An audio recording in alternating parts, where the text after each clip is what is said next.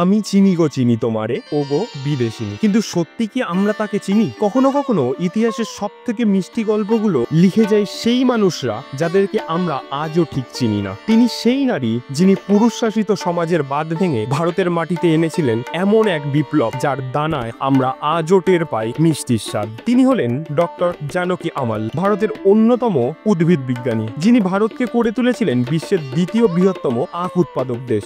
সময়টা 1930। মিশিগান বিশ্ববিদ্যালয় থেকে উদ্ভিদবিদ্যায় পিএইচডি অর্জনকারী প্রথম ভারতীয় মহিলা হিসাবে দেশে ফিরলেন। যোগ দিলেন কোয়েম্বাটুরের সুগার ক্যান ব্রিডিং ইনস্টিটিউটে। তখন ভারতীয় আখে মিষ্টতার অভাব। ভারতের বাজারে সব থেকে ভালো আখগুলি আসে পাপুয়া নিউগিনি থেকে। এসব দেখে জানকী চুপ থাকলেন না। হাইব্রিড ক্রস ব্রিডিং এর মাধ্যমে তিনি তৈরি করলেন এমন এক জাত যা ভারতের মাটিতে ফলনেও বেশি আবার স্বাদেও বেশি মিষ্টি। ফলাফল, ভারত আমদানিকারক থেকে হয়ে উঠল বিশ্বের দ্বিতীয় বৃহত্তম আখ উৎপাদক এবং রপ্তানিকারক দেশ।